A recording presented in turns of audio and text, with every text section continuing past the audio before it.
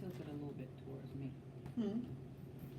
I got you. I got you. Sit down. Sit down. God damn. Let's turn it. No, meaning like. That's all. Okay, yes, perfect. Okay. It's still moving. The thing, you want to put that behind? Yeah. We're going to get it together in a minute, y'all. It's not sitting straight up. There we go. Still up too high. I got you. Where you going? Is that too low? And now you got to turn it because of the camera. Meaning shift it. Yeah, a little bit more. Okay. You just have been doing something before I went to the line. You ready? Mm-hmm. All right, I'm counting in. And good. Hey guys, welcome back to episode 25. Hey, welcome back, guys, to Keisha and Keisha. Steve Keisha. Okay, Country that would be Keisha. me. And Country but Keisha. you know, some people talk about all the time how they don't know who the country one is. I know. They say that all the time, but whatever. I think I need I'm to not go with- country. That's all right. I think what we need to do is call me Keisha the and Keisha. no, No. call me the cousin No. Keisha. The cousin Keisha. Oh God, we don't need to do that either. I like it. Okay, where we going? We gonna recap a little bit. Let's do Mhm. that. You gotta stop sipping on your drink though. Let's go. If I can stop eating these M&Ms, Okay. then I can stop slipping on my drink. All right. All right. So the very first one, we're still talking about immigration. Mm-hmm. And so one of the things that the Immigration and Customs Enforcement agencies are finding out that the Trump White House and the right-wing agenda is saying how all these people are criminals and Yep. how they're doing this and doing that. They have, Live. Okay, go ahead. yeah, they have found out that the ones they've apprehended, those with no criminal records at all. At all. So they're Right. deporting people who are benefiting our society. But you know what? And the thing about it is, I teach at a high school, and there are a number of kids who talk about how they're so afraid for their parents and stuff about being deported. And I get that, you know, you not to go someplace illegally and all that kind of stuff, but it's just so tricky with all of that. You know what I'm saying? Well, Asylum is asylum. If I'm seeking asylum, then you should respect that. Stop demonizing people for Yeah. wanting to have a better opportunity. It doesn't make sense. That's the narrative, to demonize immigrants, and that's crazy. Mhm. People come here and they work hard. Hard. Okay. And go ahead. All right, so we're gonna talk a little bit about old Bill Cosby. You know, City Keisha and Country Keisha brought this to y'all a long time ago, and I know y'all been wondering. I know. What you doing? 'Cause You you're want me to supposed move be up, but on- we yeah. can't. We can, and you have to move. No, you're moving out of the camera. I know, so So that's move why back, the camera move needs to be back. shifted because you need to be right here with the microphone. Come on now, See how she do me, I'm gonna y'all? move it. I am so sweet and nice and kind and gentle. And then I get here with City Keisha, and she don't understand Southern hospitality. It makes no sense. Now that is better, a lot better. Sometimes I think she's the brains of the operation. I'm gonna change that. She is the brains of the operation. And I'm back. So And we we're back. brought y'all Bill And we're back. Bill Cosby, and look, I can't move because of this. Oh, okay. Slide over and I'll fix it. I gotta get up. Ouch. Oh, okay, you good. All right. So We full do need to get better at this. disclosure. We've been full- on here for 4 minutes and we. No, full disclosure, we're in a different room. Yeah. With everything is shifted around, so our mics are right in our face Right. instead of being coming across to us. Correct. They're right here in front of us. And it's just temporary because our air conditioner isn't working. Oh, that's fine. So, Hey, free spaces. You can't be picky. hey, don't be talking about our space. Hey, I said it's free. We ain't picking. All right, well, come on. Hey, So, Bill Cosby. all right, City Keisha and Country Keisha brought y'all this a long time ago. Yeah, this Mhm. man convicted. Now he's getting sentenced, and now people are No, going. not getting sentenced. He's in jail. Yeah, 3 to 10 years or whatever. And I'm saying he got sentenced. Mhm. And so people are going, oh my God, I can't believe they actually locked him up. What you thought guilty meant? What you thought he was doing?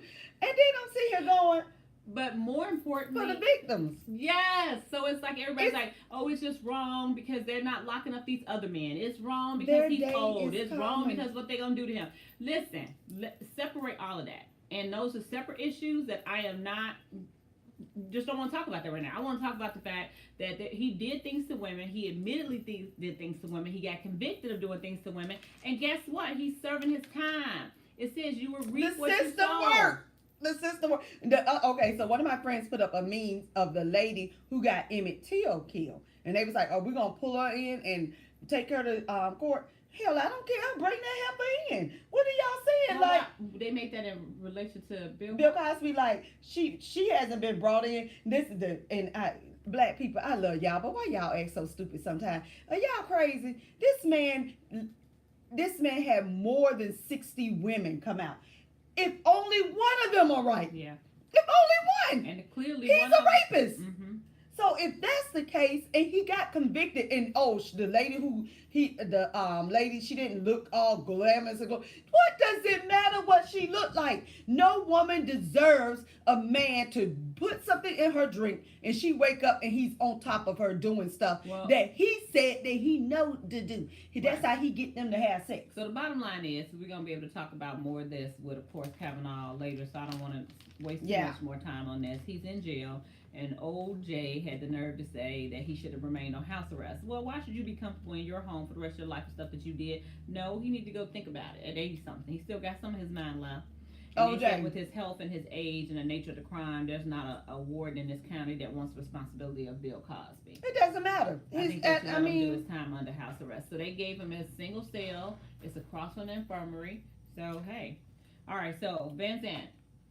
Iyanla, she is in dispute with the Braxtons, and publicly, because Tamar Braxton referred to her as a fake and a fraud, and clearly those allegations could hurt her reputation and her brand on, and so I think she is going to sue her and break Tamar Braxton with her little bratty tail.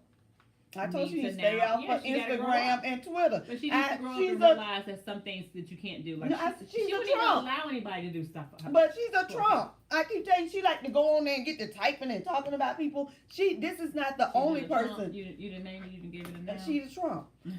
Because what she does is she's a Twitter thug. She like to go out there and make accusations about people, and she did that with Avant. Said he was gay and all this stuff, and whether he was or not is.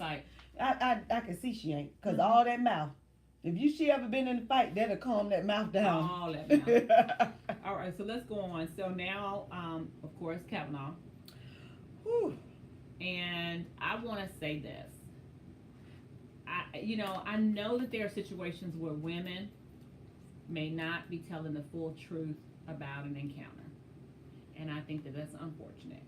Because there are women out here, and I will just go as far as to say more than not, that have either been sexually assaulted, sexually harassed, verbally sexually harassed, or pedophilia. I mean, just taken advantage of.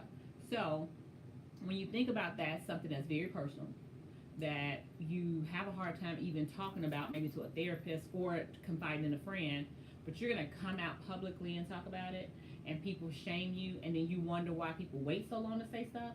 That's my issue. And I just feel like we just need to be more sensitive.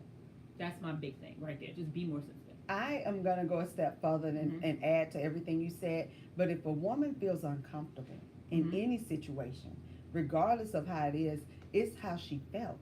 And this idea from the men and some women is that it happened so many years. If something happened to you that many years ago and it's still affecting you today, that was a traumatic experience. And so we've all had things that happen that people say, get over, get over. Right. No, some things you can't get over. And for little girls, because we talked about 13 Reasons Why, the movie with Netflix, where the little girl committed suicide because she internalized all this stuff. And my son, I talked to my youngest son, they were laughing like, that was so stupid.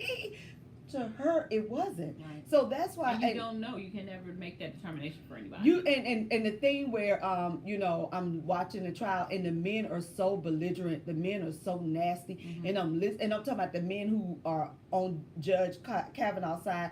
They're just not even considering the fact that this was a young girl, and she felt helpless. Well, and then on top of that, I would just go as far as to say, you saw a therapist in 2012, I think. Yeah, 2012. So that was 6 years ago. You sent a letter once you found out that he was on a short list, Mm-hmm. and then you know that this man is going to be, I guess, in a position For life. where he could, yeah, for life, where he could be the swing vote for some very serious matters concerning women. So Preach! that right there is enough to say that if he violated me like this, not knowing what the other stuff that the other women are saying, but just that alone would not sit well with my conscience, knowing that this man could be there until either he retires or he dies. Knowing what I know. Yeah, Knowing what I know. So So that's this is why I commend her for coming forward, because the backlash is so nasty, because Right. the people who want him to overturn certain things, Right. it's like, I'm a female, you're a female, and I'm sitting here looking at women's rights are being tested by old white men. Mhm. Old white men are telling us what to do as a woman, and that's a problem. That is a and problem. and to bring this man in who has the same ideology and to know how he feel about women, and I'm just talking about white women. The hell he gonna care about my black Oh my ass? God. And then he gonna have to pull out a calendar from 1982 Girl. that said there was no party on that day. You was probably drunk with your friend who already said y'all be drinking. And guess what? She said it wasn't no party. It was a get together. Oh, well, So there you it go. So then determined what you apparently, consider though, a party. He gathered all for it not to be a party. He was able to gather all of the people who were there. Mm-hmm. Okay, so let's just even try that. And they said that they don't remember that happening or whatever the case may be. So that means it didn't. Like it's almost like No, you but- can live in a house with somebody. Exactly. And exactly. they could be sexually assaulted or abused by a parent or a brother or sister that nobody knows. Like, Yeah. you know, and so if somebody came to you and said, you'd be like, no, that ain't happening. And then she's like, yes, mom, it's been going on for 3 years. So, you know, or whatever it is. So I was like, that doesn't mean That anything. happened to one of my cousins. One of my cousins was telling the other girl cousins that one of our cousins sexually assaulted her or tried to molest her. Mhm. And my other girl cousins was like, no, that can't be true. She's got it wrong. And I told them, yeah, it's true, because he tried to do it to me. Yeah. And they were like, what? And they looked at me like, what? Now I was like, yeah, but I never said anything, Mhm. but it didn't happen. But I said, what he tried to do to me, Right. I know what she's saying, Right. and that happened with her. So, and it's like you could be in the same household, because you didn't experience something doesn't mean it did not happen. And the other girl that was there, he didn't get on top of you and cover your face and try to rape you. So you don't even remember that. No, you don't. You remember going, ooh, I'm dancing outside the room. Right.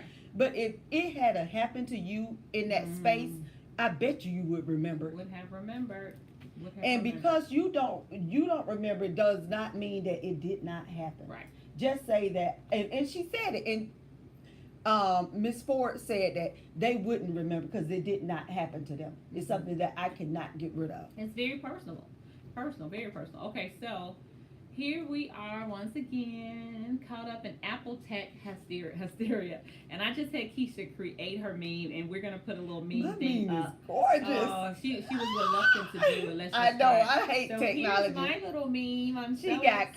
cornrows. I love it. So And you got glasses on too. Yeah. Did we get the same glasses? So, yeah, I think you did. You was copycatting. I know. So, I do that sometimes. You could either send some, like record it and send it as a text message, or you can click on your pictures when you're sending a message to somebody and click video and can record a video, and the meme comes over your face. I call that an avatar. Well, it's actually called Memoji. Memoji. Yeah, that's what it's called. So I'm really excited about my little Memoji. You Okay. can show mine. Oh, okay. I'm sorry. Ain't this a mess? I She can had me show sit here and yours. make this mess, and then they ain't gonna even show my brutalness. And there's hers. I want you guys to see. I got a throw with a point. Oh, Bam. God. All right. So, hey, I like the What You Don't Know Good this week. Amazon's founder and chief executive, Jeff Bezos, I like it too. announced last week that he and his wife, Mackenzie, are plan to spend $2 billion, not million, Investment. Yeah. dollars of their fortune to help the homeless and expand early childhood education in low-income communities. LeBron building schools, Yes. and they doing We what? got to add them to it. They helping the homeless they are doing and low. early childhood education. Yes, I was gonna say education. It's Yeah. still. I mean, we talked about charities and what are you doing with your money, Mhm. and it's one of those things that that this new generation or this idea that Mhm. we need to do something because the government at this point is just not gonna do it. Mm-hmm. So That's true. All right, so we're going to bring a story to you that you may have seen or may not have heard about. Jamal Speaks. He is a student at Baylor High School, and I think it's someplace in Texas, to be honest with you. But under any rate, he's 18 years old. He's a senior, and he was suiting up for a football game because there were expected coaches to come from like Temple and other places. And just as soon as he was getting on the field, the principal, Willie Jackson, told him he was not allowed to play. Keisha, why was he not allowed to play? because the child is homeless. Mm-hmm. And what did we say?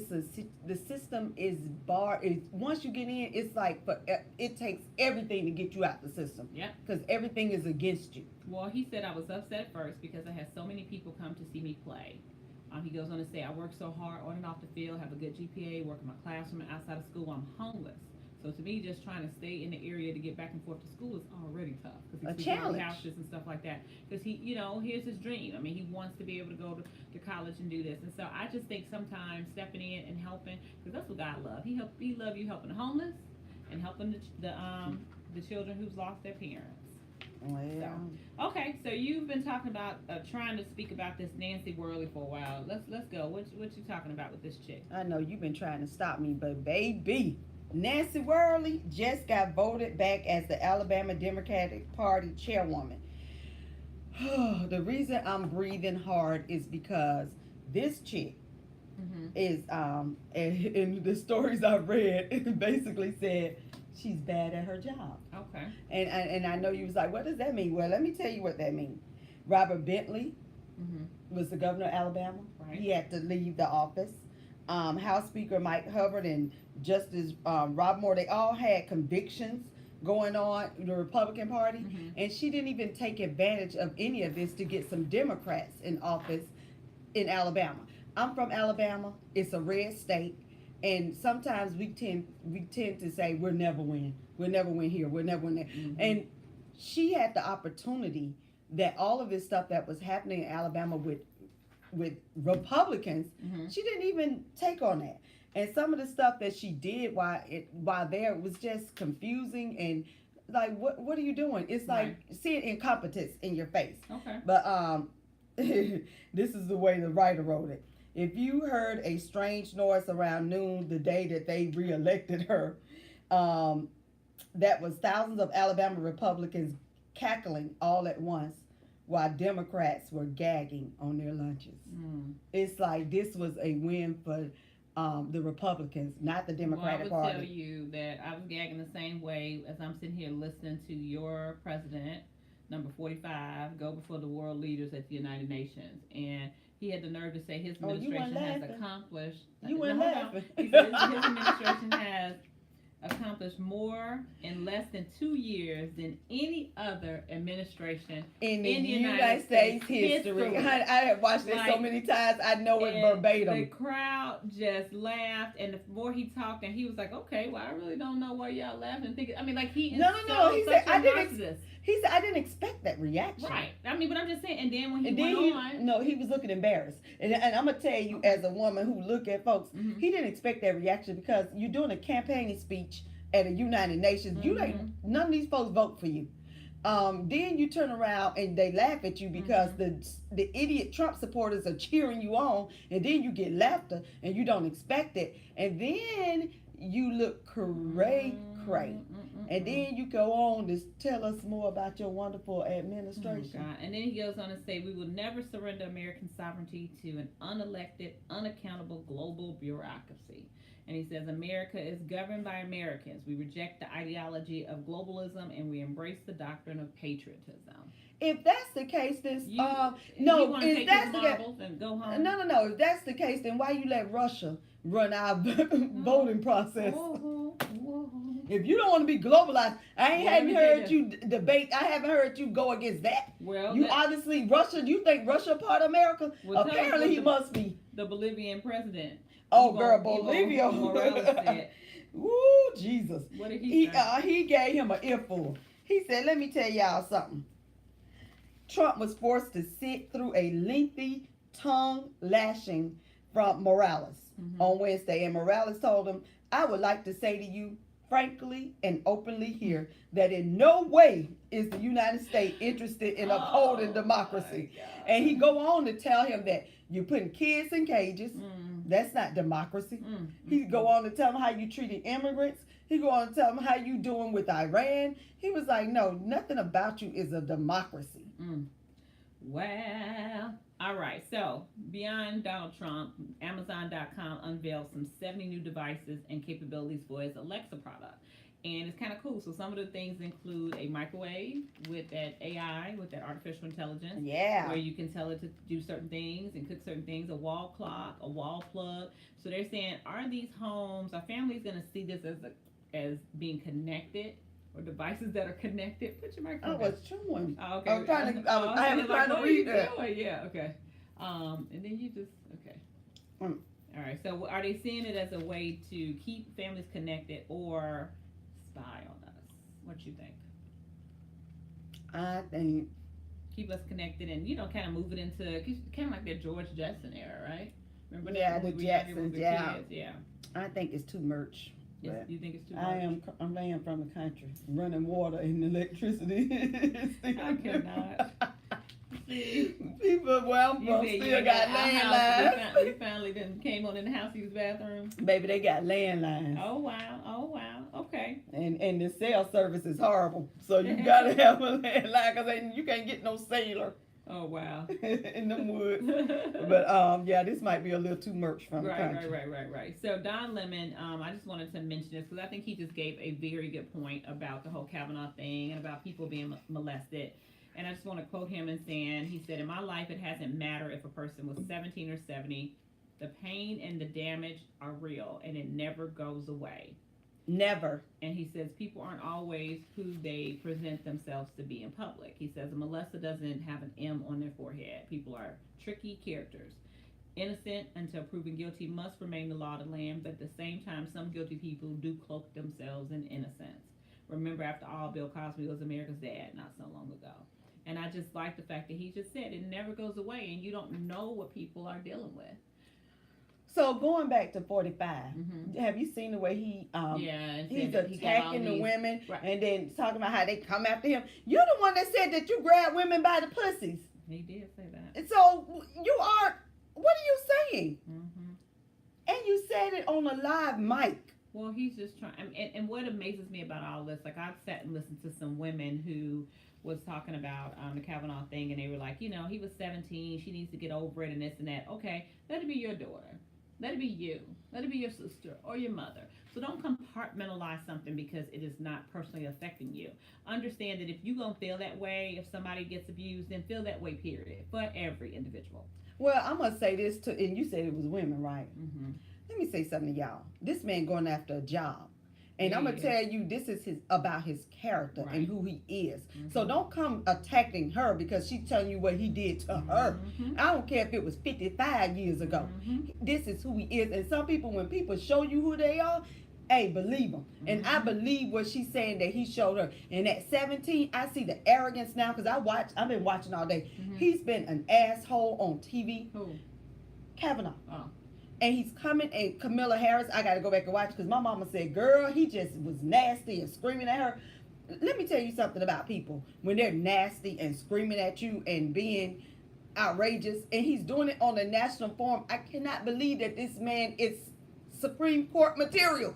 Right. Nothing about this man say Supreme Court material. Right. So stop talking about Miss Ford.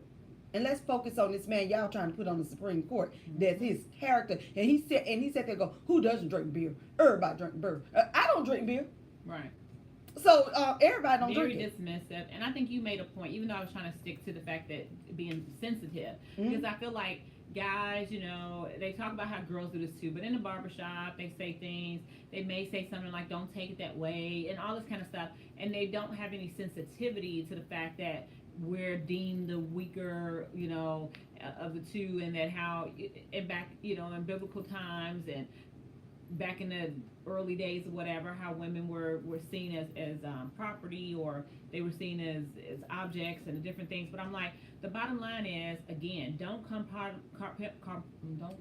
yeah. Compartmentalize. Sorry. I'm Don't sorry, we sound compartmentalize. like 45. I know. Don't compartmentalize. I couldn't even get that either, Keisha. I'm sorry.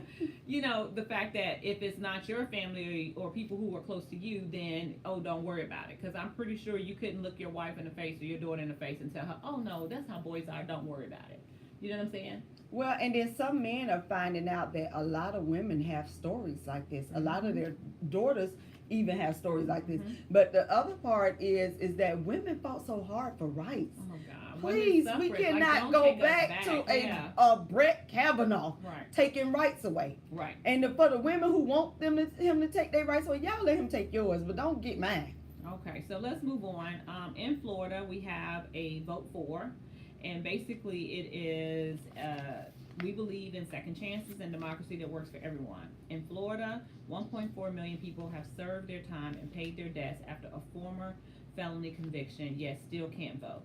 That's 1.4 million Floridians who are now have no voice in our country is run, or how countries run, or how we represent them. 1.4 million. I call that slavery. Yeah. I mean, slaves couldn't vote. Well, but like I said, back in the day when the Emancipation Proclamation came, they still had to till, you know, their cotton and make their money. And so the loophole that they used was the fact that if we incarcerate you, then we can put you on these like chain gangs and stuff and have you work. Free labor. Right. And so in addition to that, it took away your right to vote or really do anything as a citizen does. And so instead of those laws being adjusted, once, you know, all this stuff happens, after Jim Crow and after all of that, it stayed the same, and it's affecting 1.4 million people in Florida, and not even trying to say how many people across the country. But that's the point that we're making, is modern day slavery. Right. That's all it is. And for black people, we got to wake up, because how many blacks are incarcerated? And so and let me tell you, when you're not able to vote, you don't get to change legislation. And to work for us. Correct. So we got 1.5 million people that could vote to make changes in Florida. They can't, because of this mess. But if I've served my time, my rights should be restored. Correct. And I've always said this. I think that that's something that even as adults, that we don't teach children how to do well.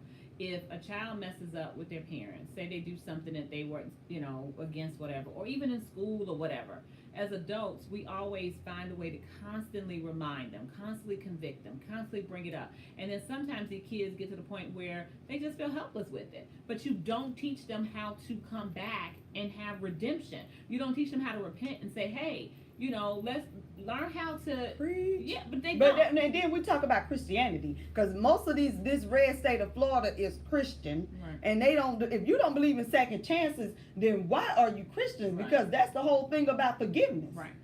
And that's the thing. So that's what I'm saying. So when you do something wrong, that's why I say white Jesus. So many I told kids y'all about are white repeat Jesus. offenders. That's why so many kids have just a lot of things that happen to them because nobody ever teaches them. So that's one of the biggest things that I do. If I see a kid who got suspended or got written up or didn't spend time in detention or whatever, we have a conversation. And then I say, let's not let this situation define you, first thing. This is an action that you did. You have a reason for it, own it. As soon as you can own it, apologize, and man up for it, the quicker you can get past it. It's not what you did, it's what do you do afterwards. And so when I was a Sunday school teacher, y'all hold y'all seat. I used to get a message about David, because David got when you were what? Tell me again. A Sunday school teacher. Cousin Keisha was a Sunday school Cousin teacher. Keisha. But the message about David and the redemption policy, the redemption that kept happening for him, and who he knew to go to. He knew to go to God. So the thing that of second chances, and I'm using the lesson again, is that it's not so much of what you did, it's what you do afterwards. So how you falling, but how do you get back up? Right. Yeah. And they have to be taught that. And I hate it when people automatically say, well, they should know, no, how do you teach them? What's that conversation you have? Okay, you real big on being mad and cussing them out and clowning them and doing everything. Right. So when does the point happen when you sit down with them like, okay, listen, that disappointed me. You're not making good choices. let's talk about why. You know what I'm saying? And like have that. Everybody want to think it's, oh, that's being a punk, and oh, that's this and that. But guess what? That will keep your child out of jail, keep them in healthy relationships, keep him motivated to do something with his life. So what kind of punk move is that? You being a punk because you the one trying to stop him from doing that, and that drives me crazy. Well, what I do is I sit them down. I always say, now what? Yeah. I always sit them down and say, now that this has happened, where do we go from here? And I always tell them, where do we go from here? And and that's the other thing, don't look back. Don't look back. We're moving forward. I don't want you to forever waddle in this mess. Correct. Now, we do have someone listening to us because we're taping live on YouTube. So we're going to start doing that on Thursday nights, is doing our live taping on YouTube. We learn every week. So we apologize. We'll check it in just a second. All right, so let's go on to pop culture. Empire is back. Taraji is back. What? Taraji make that show. I don't know how Monique thought she was going to be cooking. Oh, she did? Yes. Oh, I don't remember she that. She said Lee Daniels had her in mind for cooking. Where you been? Honey, you don't get along. That was back. Okay. This what you want. All right, so what's going on with Kanye? He mad at Drake and Nick Cannon and Tyson Bedford. Did you see the message he said? Can I ask y'all? I'm very serious. I ain't playing.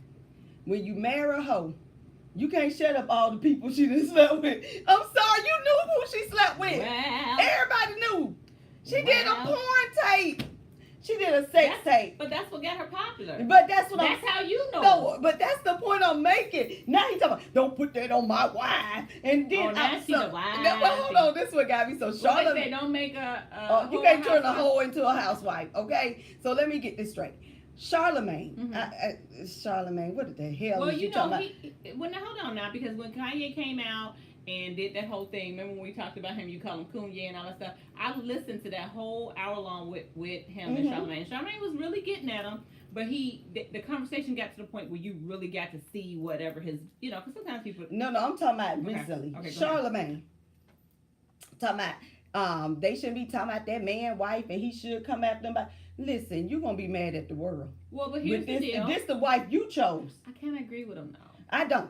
Because I'm sitting here going, it goes back to what we just said. No. That the choices and the decisions that she made in the past, leave it there. Now, I get that they want to keep bringing it up, but she is out of respect because they would not want somebody to do that to them. Leave that man and his wife alone. And you said that too. Do not agree because of this. You don't get to tell people what to say.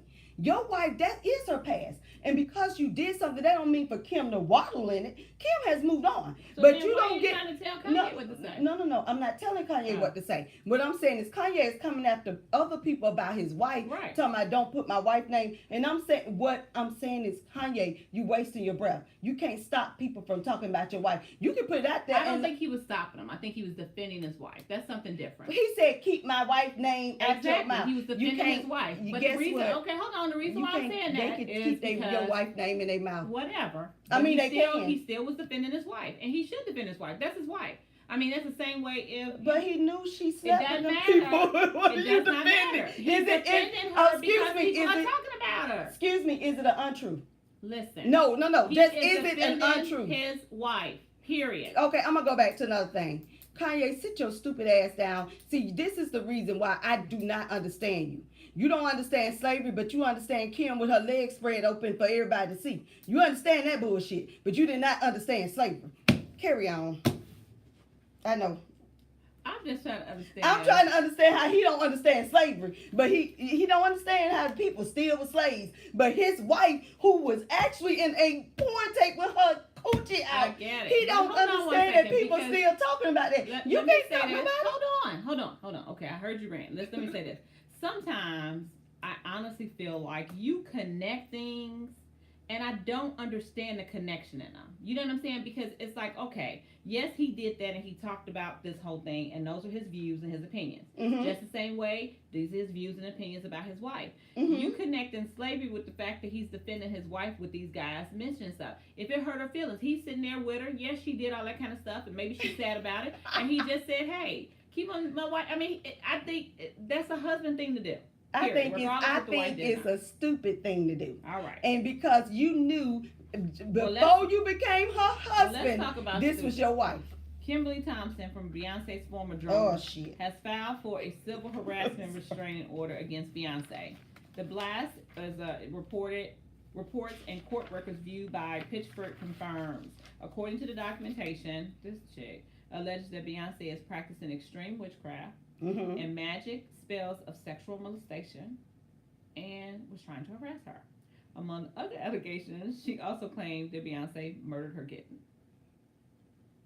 So she need a no. She need a restraining order against Beyonce. So Beyonce is following her. She's not following Beyonce. Yeah. Beyonce is following her. Okay, so this is what I want to say. Yes, say it. If Beyonce is following you, 45 makes sense. What? If this the truth, 45 be making sense. Oh. This ain't the truth. Why would Beyonce need to follow you? I don't know. I really don't. I don't. Well, lady, I hope that everybody understand. I'm just sitting here and I'm not, I'm just saying why, I'm just asking the main question. Why would Beyonce follow her? I hear you. But I don't know. I don't know what the reason would be. I mean, I cannot. And stalk her. Right. It is hard for me to believe this story. But again, if this is this woman's truth, and if Beyonce ain't worried about it, or if she's going to sue her and say, hey, blah, blah, blah, it is what it is. What did we say weeks ago? That anybody can sue anybody about anything? That's true. All right. So Mac Miller, you were talking about this a while ago. His fortune is going to his parents. First, we talked about him passing away, and he had Drug passed away from a overdose. Drug overdose. Yeah. And then you were saying how Aretha Franklin did not have a will, and I just wanted to mention that Mac Miller did, and he left it to his parents, and also his lawyer is a benefactor, and they get a huge share, like you know. Black people, black rich people, black artists, black people who in the celebrity realm, get a damn wheel, please. Go ahead. All right. And Mac Miller is what? White. Go What ahead. does that have to? No, I'm just pointing out the fact that Prince didn't have a wheel, Aretha ain't have. Y'all get a wheel. What is wrong? You got the money. Right. Shad Moss, who is Little Bow Wow, and Shade. Jermaine Dupri, is his name is something Shad, so that's what it is. Oh, okay. Well, and they are added in social media. Well, sorta. they not at it because Jermaine Dupri called him up and said, "Listen here, fool." And then he came back out. He said, "I'm sorry, I'm immature. I know I don't know what I'm doing." Well, because he was on again Breakfast Club. Yeah, the Breakfast Club. And he was talking about him, and he was just saying, you know, he really has gone through some stuff. For one, like you were saying, he didn't necessarily say anything that was not true, but the fact that I guess he feels some kind of way about him being, you know, so close to him. So then he went on. Well, he was saying that he talking about wasn't that. going to be on the So Deaf. And they was telling sure. Jermaine, And hey, that's what he Jermaine has never owned. He's never been a part of So Deaf. He's a part of Columbia. Jermaine worked for Columbia. They allowed Columbia to produce his records. Like, he told all the business for no reason at all. So, all right, T.I. and Tiny are back for another season of Family Hustle. I love them. T.I. is just hood enough. And Tiny just, you know, they did too much. She didn't color the eyes. She didn't get her lips done. Tiny just do whatever she wants to do. Not care, baby. When you say colored eyes, explain that. You don't. Yeah, I know. She got them permanent color. She had it injected with a color that you can't pull it back out. Yeah. So, yeah. And did y'all know that y'all could do that? If you didn't, interesting. All right. So Damon Wayans Jr., the son of Damon Wayans, he's in a custody battle with his baby mama. Hold on, wait a minute. Lethal Weapon is back now. I watched that. Yeah. Ooh, that's the ish. That's with Damon Wayans. Yeah, that's with the daddy. Go ahead. Lethal Weapon is back now. I watched that. And so the couple were childhood sweethearts, and they have two daughters that are 13 and 15. The mom's name is Aja, and she also has a child by Dwayne Wade. A 4-year-old child by D Wade. Now, how long has him and Gabrielle been married? 4 years. Oh. That means the whole year they was engaged. He knocked her up. up. Was back conceived in 2013, and Wayne has requested primary custody for the pair's two teens because he says that she's a part of this whole basketball thing, and she's been taking he wants to know what's going on with the child support money because he feels like his girls are not getting to school on time, they're not doing anything but babysitting their little brother and all this kind of stuff. And so her lawyers are saying that she clapped back and said that the only reason why he's doing that is because he wants to pay less child support, because in California, child support is commonly established based on the income of the highest earning parent. So, I mean, and we talked about that before. Like, you really have to be careful who you having babies back and for. And the percentage of custody they have is based on the highest earning and who has the kids the most. Right. So they have a formula set up. I'm gonna go back to his first point with the two daughters babysitting for. Ain't nothing wrong with it. Well, I think the debate is that, so then if the 15-year-old want to go and do sports, want to da-da-da-da, and she's taking money saying this is happening, but they at home watching the little brother. Well, and that's another thing, but I think as a parent, I probably would have a problem with that if my children were trying to get involved in sports and stuff and they had to stay home. Get a nanny. No, that ain't what I'm saying. I'm saying for the ones who had to take care of smaller siblings, which I did, and it was because of financial reasons. Right. My parent, but I don't know her situation. Well, they're both fighting over money and children. They're both fighting over who should pay what to whom. Well, because he just got a new deal where, of course, his income is going to increase, and so she thinks that then she can take him back to court and get more money, and so that's why he's saying he wants to be the primary custody. Well, and then and it's a thing between, I hate they put all their business out here, but that's what they do. I have no dog in this fight. Are the children taken care of? Are they well fed and they got a roof over their head? I don't know how I technically feel about the logistics, because I think as a parent, either parent, if you have any concerns about your children, you should be able to voice them. Yeah. And if the way we're going to talk about them is through the court systems, because me and you can't agree on whatever, then we do that. And if your primary goal of having the children at home is so that you can get money, then let's talk about that. Because, I mean, she doesn't work, she doesn't do whatever. And she got 13 and 15-year-olds, so at some point she's going to have to get a life anyway. She on Basketball Wives, that's a real job. Well, okay. And then I'm going to go back to him, the same thing. The same thing you just said about her applies to him. Right. Yeah. Okay, so let's talk about, you want to talk about the midterm election? Yes, again? I'm going to bring it up every week because we're in a fight for the blue. So I went canvassing this weekend with a lady named Fern, and she's in her 60s. And so she was telling me that she's got 40-year-old twins. Then she has a 24-year-old. This is a short little black lady? She's white. Okay. And she's got a 24-year-old son. And I was like, Fern, what in the hell happened? She said, girl, I had a baby at 41. I said, oh, Jesus. So, I'm getting out here and we're having fun. But we tied for the most mail-in ballots to mail in to vote, and which is great. And we were only out there for like maybe almost 2 hours. It was really hot. And I was like, Fern, we can't have a heat stroke. Right. But we did get a lot. So what I'm saying is every week we want to encourage people to get the vote by mail ballots, or make sure you're registered until October 9th, and to make sure that you know who's on the ballot. Right. Honestly, I'm not saying vote blue or red, but I'm saying know who's doing what for whom. Well, and I know you work so you can't, but maybe you can put me in contact with somebody who will come to my class. And even though they registered the kids, I got a lot of seniors that are already 18, and one of them who is I kind of mentor, he was just like, I'm not voting this time. I don't even know this and that. But I said, listen, they mail some to your home. They tell you. So I think I'm going to bring my mailing in and then make copies and let them, look at it and talk about it or whatever. Yeah, but I really want him to vote, and he feels intimidated about voting. And then we got Andrew Gillum. Come on, Mike. Yeah. I need you to look and see what this brother is trying to do for Florida. Right. And he's talking about issues and not mess. Yeah. We don't have time for mess. People out here need higher wages. People out here need health care. People out here need better education. People out here need guns out of the hands of mentally ill people. People who need... and this 18-year-old... Better health care. Yeah, all of us. How you work 15 years on a job and you making less than... Okay, keep going. I'm sorry. Girl, and you got a job, because let's talk about the people who at McDonald's, and it's their main job, and people are going, well, they at McDonald's. It doesn't matter. You should be able to feed your family. McDonald's is getting off the system. But, okay. A black teen in Texas is facing opposition from the state's attorney general after she was expelled from school for sitting down during the Pledge of Allegiance. Yeah, the state's attorney general, Kevin Paxton. Wait a minute. Hold on, let me go back. Did we say expel? Yeah. Hell, she didn't get suspended. She didn't get in-school suspended. No. She didn't get no licks. No, she got expelled. She didn't get harsh talking.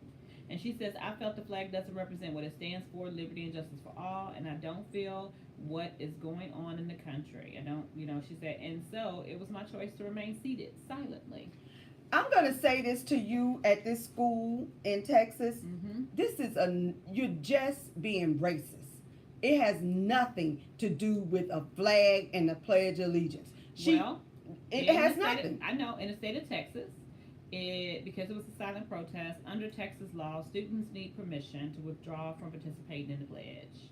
The school board in, I think it's Katy, Texas, then responded to Lauder's move by expelling her. So since she did not get permission to sit in silence during the pledge, she was expelled. Well, and I'm going to say this because, in our pre-planning meeting, why the hell I got to get permission before to tell you I'm going to protest the flag? It makes no sense. You're violating my rights again. Right. You're violating my rights. And they find loopholes in doing that because she's a minor. Mm-hmm. And so when you send a kid to school, the guardianship temporarily becomes the responsibility of the school. So then they serve as the ones who can, that's how, hey, you do this is the punishment, this is what you do, blah, blah, blah. And they said that she willfully disobeyed that. So I'm going to go back to what we was talking about earlier about voting and about putting people in the right positions in your state. And because Texas, I think we need to round up some people to get this mess off the books. It makes no sense. She's not disrupting anyone. No. Is she a good student? Yeah. What the hell are you talking about? She sat down during the pledge, and it's so offensive. It's not offensive. Let's get that clear. Sitting during the pledge and taking a knee is not offensive. Mm-hmm. It is a sign of I don't agree. Right. It's not offensive though. Well, Virginia, it's like me giving you the bird. Let's talk about some more laws. Virginia is suspending a newly introduced policy that would have barred women who visit inmates at state prisons from wearing tampons and menstrual cups. Secretary of Public and Homeland Security Safety Brian Moore on Tuesday said on Twitter that he ordered an immediate suspension until further notice.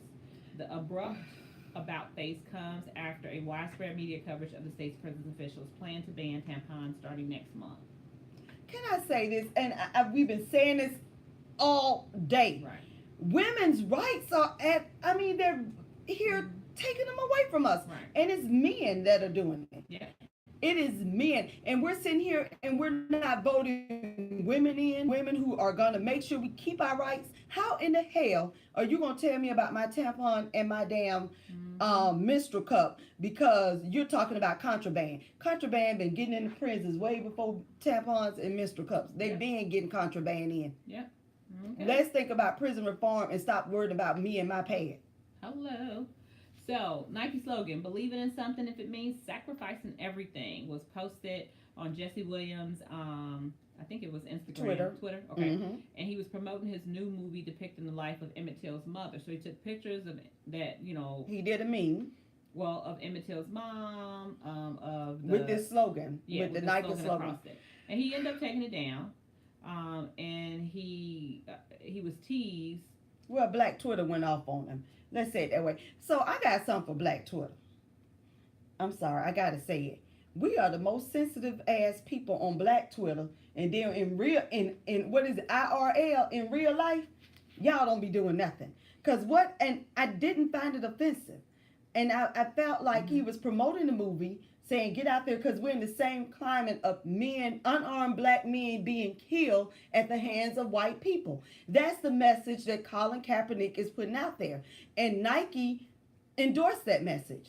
So I don't think it was a this is cheapening. I know. I'm saying I don't think it was a cheapening act of Emmett Till's death. One of the people said Jesse Williams posted that photo of Mamie Till with the Kaepernick quote, like she had a choice to sacrifice her son to murder. And hold on, stop right there. This is why I say y'all so smart, but y'all so stupid. Y'all so stupid because it's nothing about a choice. That's the whole point of Colin Kaepernick's message. Remember the method and the message? The message is unarmed black men are being Emmett Till's killed. uncle got upset because he put that same message across a picture of the white man in court who had killed his nephew. Who Who did what? So one of the pictures was the picture of a court where you see the white man who had killed his nephew, and he put the same. So he just grabbed pictures and put the same thing over it. So he was saying, hold on, that in that one, that it said the same thing, believing in something, even if it means sacrificing everything, was across this photo with the man who had killed his. So let me go back. Emmett Till, uncle. So y'all, you didn't understand that he was taking the message of Colin Kaepernick's stand on killing unarmed black men and tied it to the fact that this man killed Emmett Till. Correct. But why didn't understand that? This is what I am saying. When he went to put those photos up there, he needed to put some forethought in it. Because if one of the pictures depicted the picture of these guys, so somebody could have grabbed that picture and put it someplace else, say Jesse Williams put this up here, without grabbing all the other ones, and it shows these white men with the slogan, believing in something if it means sacrificing everything. Because that is kind of negative. Well, not kind of, that's negative. I think that, and I think that we are so sensitive to the point that we're not making sense.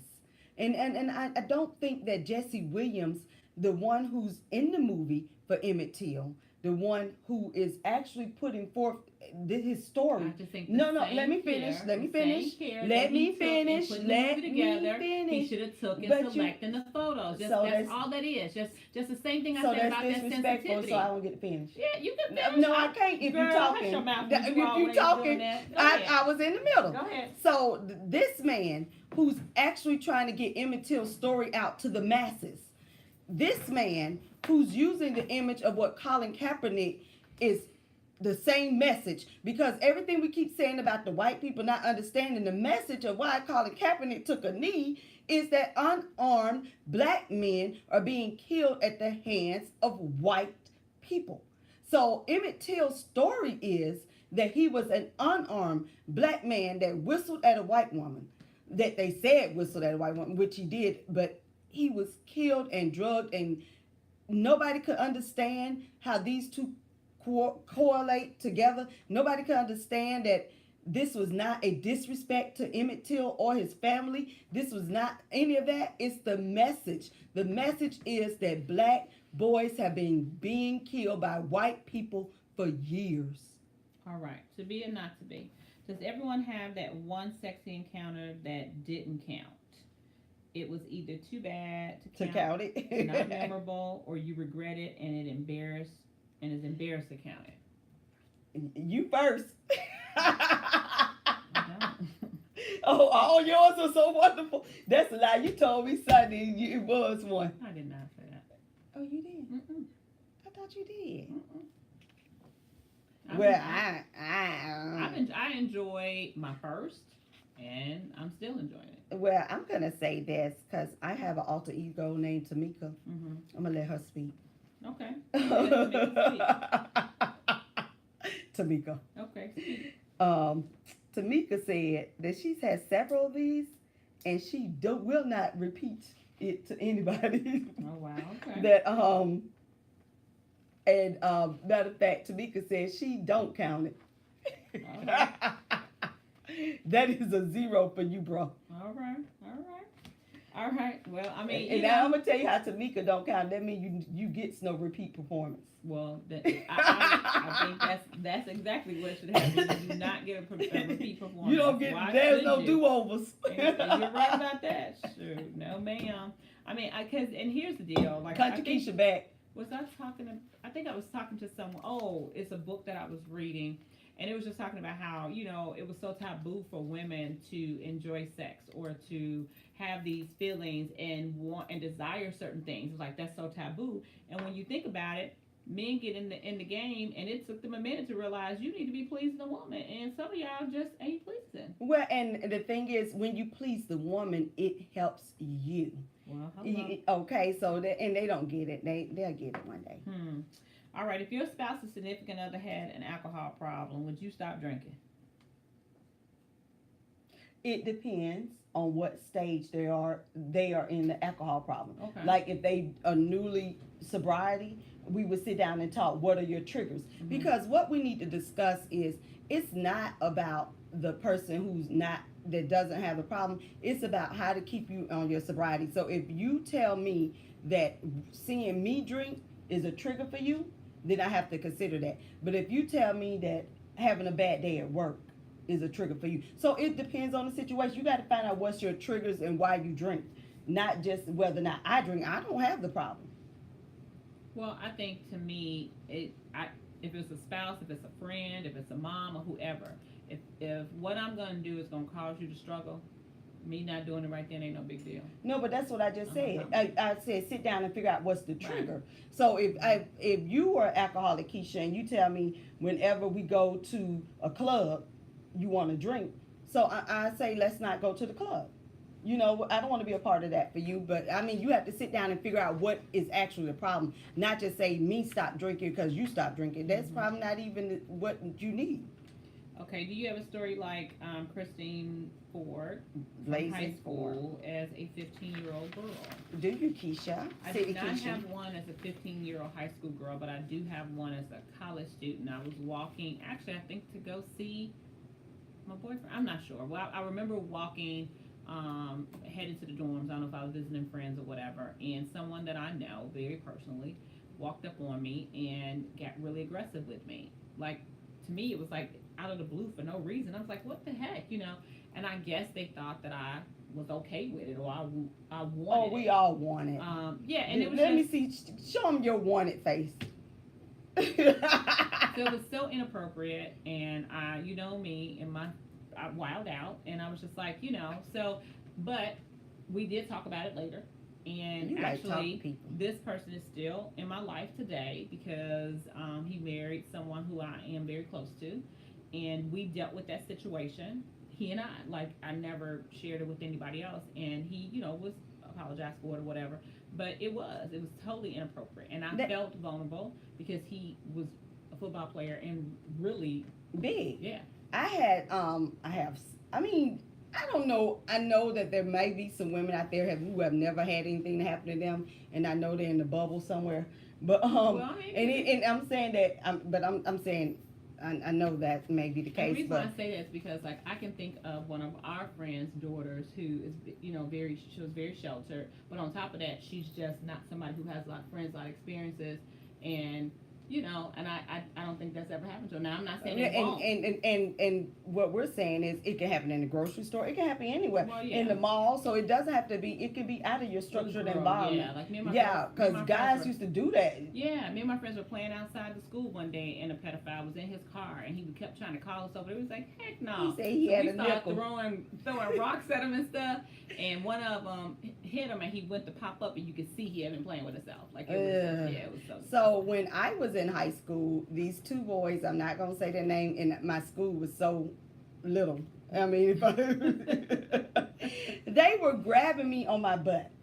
And they just thought it was so cute. And I gotta tell you, I weighed 99 pounds in high school. So what butt? clearly there was no butt there. Or no breast. So they were grabbing you. But they were grabbing me, and I said, I looked at them real seriously, and I said, so how did my pad feel? And they said, oh my God. And I was like, yeah, you don't do that. Right. And I'm kind of ratchet.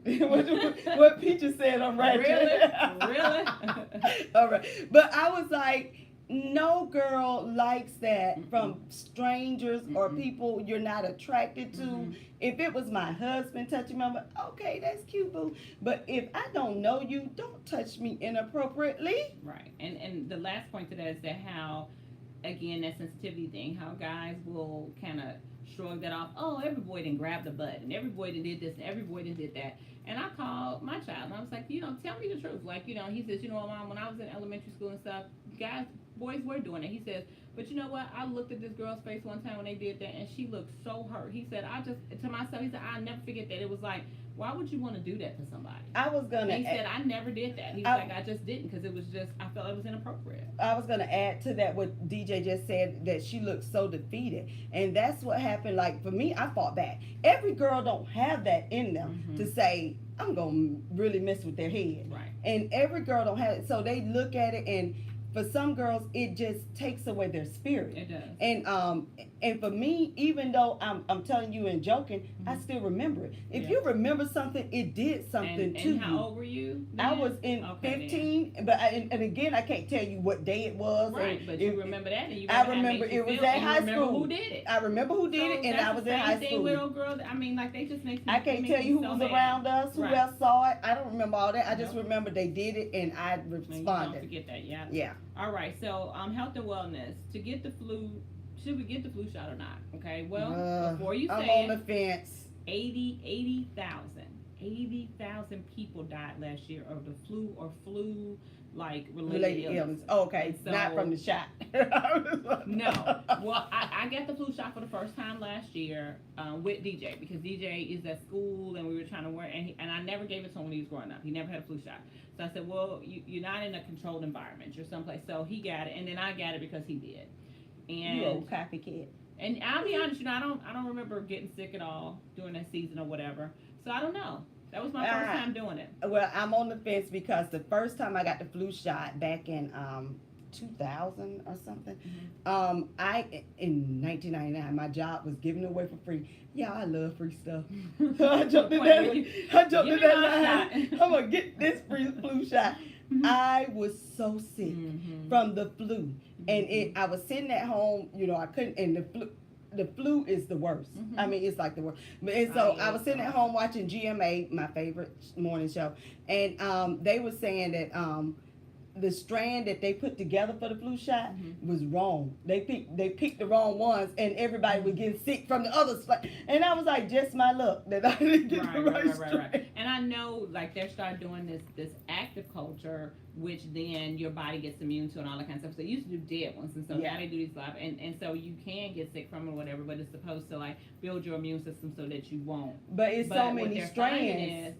There's so many strands. Yes. And they what they do is they do research to pick which ones they want, and then which ones they think are to be, and then they miss that year. Okay. I'm just go ahead. So Taraji B. Henson was on The View talking about her foundation and getting personal about the need to get help when you're going through things, because both her and her son had experienced, her son's father had died, her son's father, right? Yeah, his father had passed away, and then her dad, and then all this stuff was going on. And so she went looking for a source that would help them, a therapist, a black therapist, and couldn't really find any. And she says that it sparked her to like now push money into kids who are going to school for that. So she set up these scholarship funds and just other stuff that she's doing.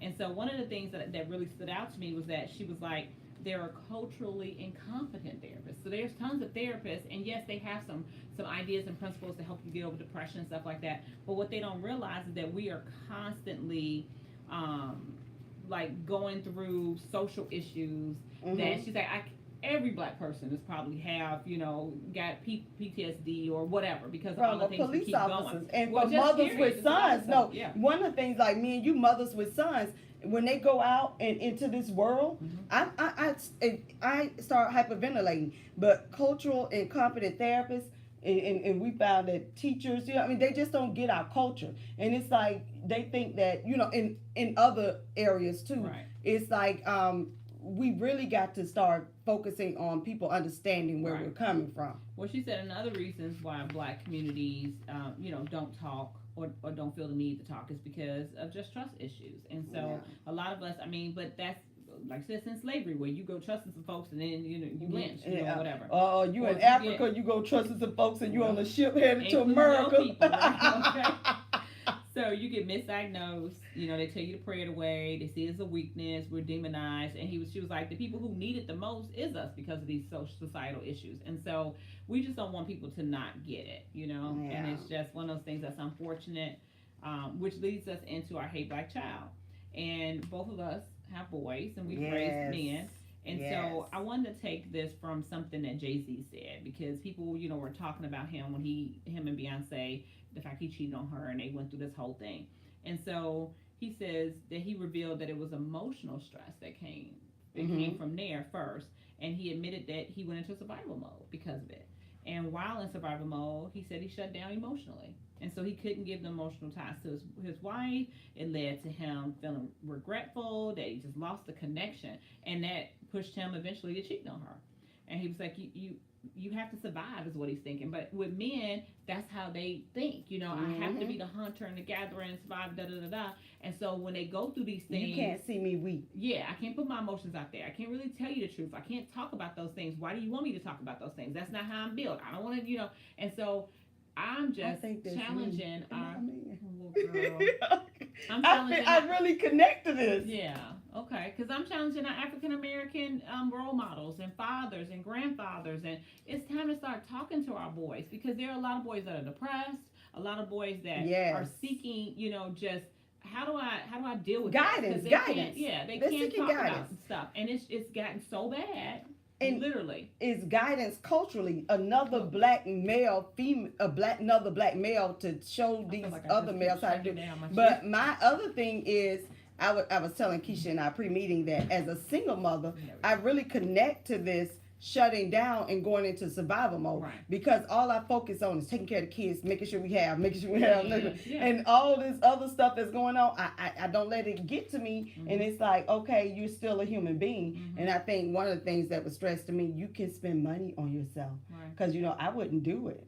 I just wouldn't. But okay, so we just want to encourage our African American males to just find somebody to talk to, and sometimes I know you would, and I was even mentor some younger kids, and you got all these men's groups at churches and all this kind of stuff, men that have been through stuff, like, get out here, all these fraternities, get out here, like, really start talking to these boys, and it don't make a difference if they have daddy home or not, because their daddy might not know how to talk, where you are a little more free, you've gotten free from all your stuff, and now you can go around and talk, you know what I'm saying, because just because they got fathers in the house don't mean that they, but let's go further, a lot of them don't. Yeah. So, finances? No. Law school is hard. Oh, but only 5% of lawyers are black. 5%. My baby's going to make 5.1%. Tell him I got some cases for him. Okay. He already don't retain them for me. Right.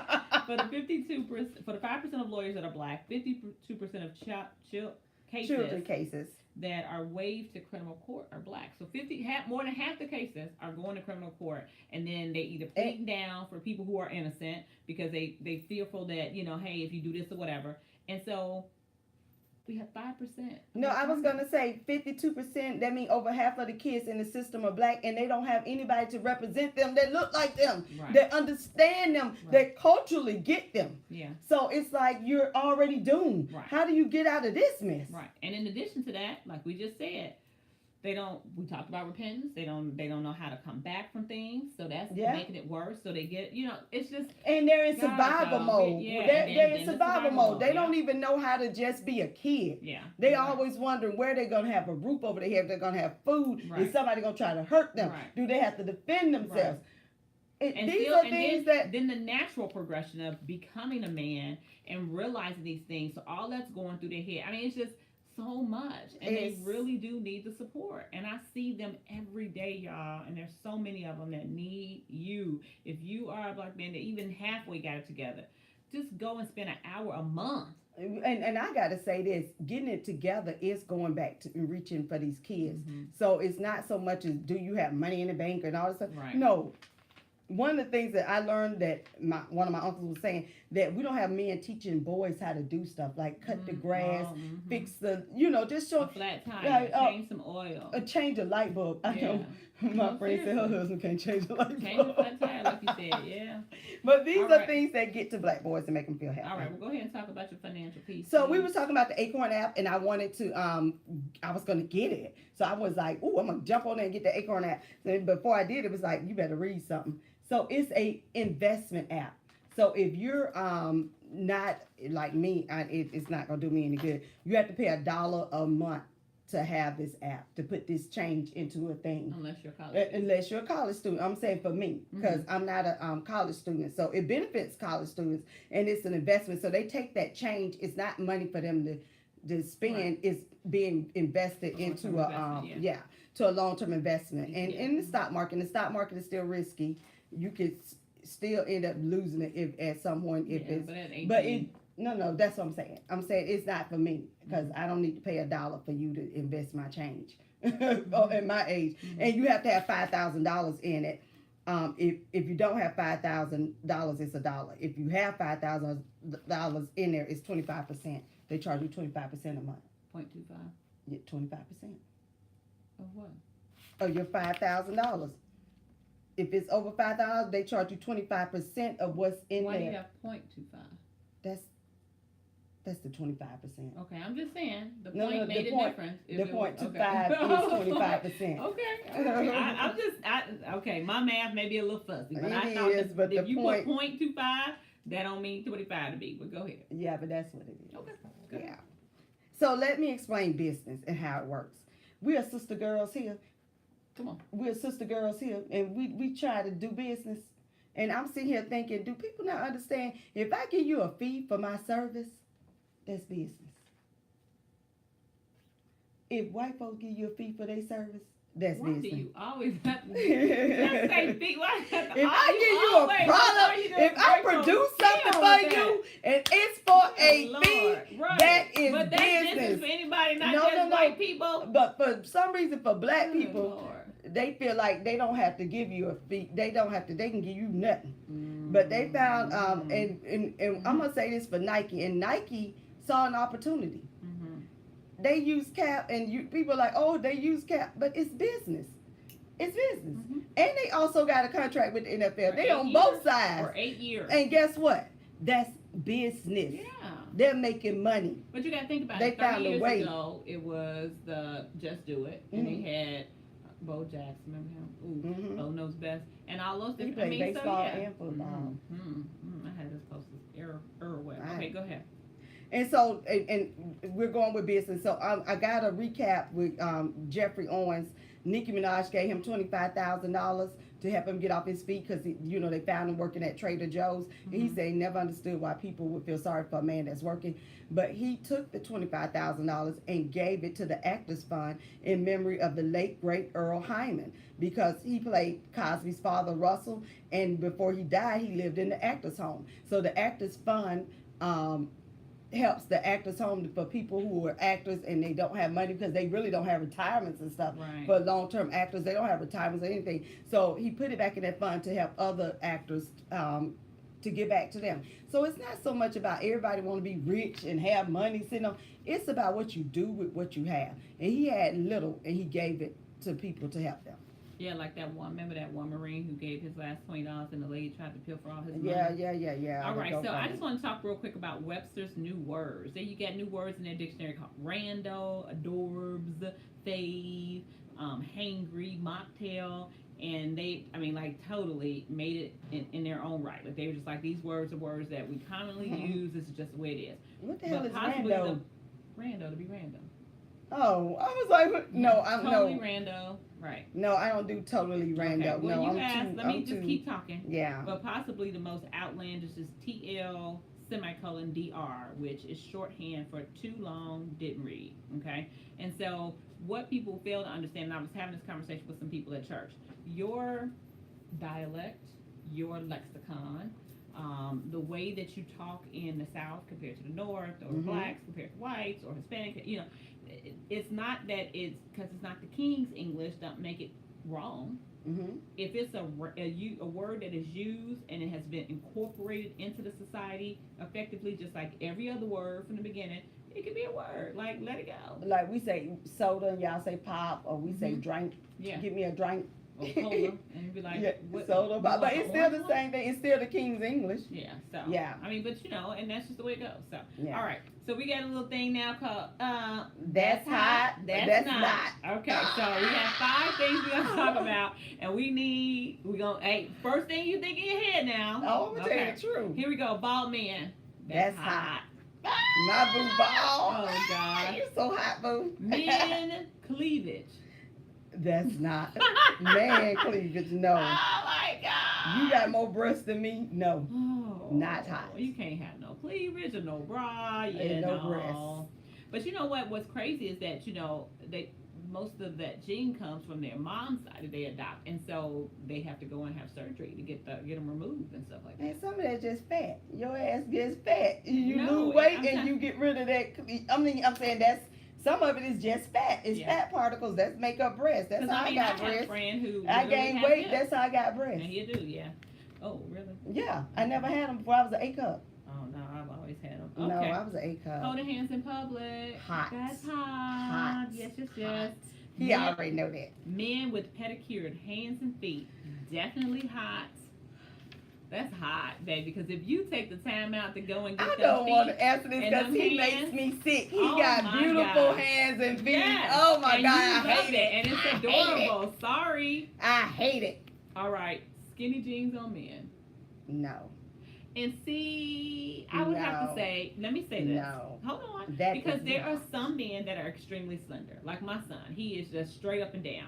If he wears skinny jeans because he's straight up and down. And he And can your look son, so stinking yeah, cute in his jeans. except, but he's not hot to me. No. No, but I'm saying he's I'm hot to just- somebody else. I'm just No, saying no, it I'm just saying for depends. me, Like, that's a sometimes. not. If I see a man, and I'm talking about in his 40s, in some skinny jeans, Now, because I that's don't- what I'd be okay, attracted to. Okay, so That's so a not. If he's a 40-year-old man who's built like DJ, and And, he has to have those hell pants up. no. Well, and that's Because what I I'm don't like skinny. Okay, And, well. and then that's I should have came out with that first. Okay, so my thing is I don't that like skinny men. it depends on how it fits them to me. So I don't like can say skinny it can be men. hot, but it can be not if it's hugging your little, hugging your nuts, and you look like That's you what can skinny barely jeans walk. do. No, because his doesn't do that. He's extremely skinny. I will pull up a picture of him. All his things I are skinny ain't talking jeans. about your son. I'm talking about men that are built like him. I have uncles that are just like that will put on skinny jeans and they won't be hugging their nuts because they just thin dudes. Oh, whatever. All right. I almost threw up a little Ain't bit. nobody got time for that. Let's go. School bus driver allowing kids to drive the bus, and then Why she her got ass this- was black? But the thing You is, damn you dummy! didn't know these fools were filming. It don't even matter. Kids should drive the bus. I know. Oh that my God, are kids you should not be stupid? driving the bus. I mean, I'm talking about not like they up there and they staring at he. No, No, they they were behind driving. the wheel and she was sitting in their seat. Like I was like, lady. So let's tell her together. And when she pulled in, Wait, let me go. We ain't gonna talk about no more. Ain't nobody nobody got time for that. Okay, the next one, a South Carolina math teacher. Okay, I'm sorry, but I'll go back to who threatened a student's good grade if he refused to have sex with her. And she was a female. Let's my say God, that she's that a meant- female math Right, there you teacher go. that threatened a male student. If And he he didn't ended- have sex with her, she was not gonna give him a good grade. And he Bitch, ended up I would having- whoop your ass all up and down He that ended school. up If my having- son ever tell me a teacher told him this. Okay, so he Go ended ahead. up having to tell his mom because she was upset with him because he kept missing dates. He's like, I don't want to go to that class.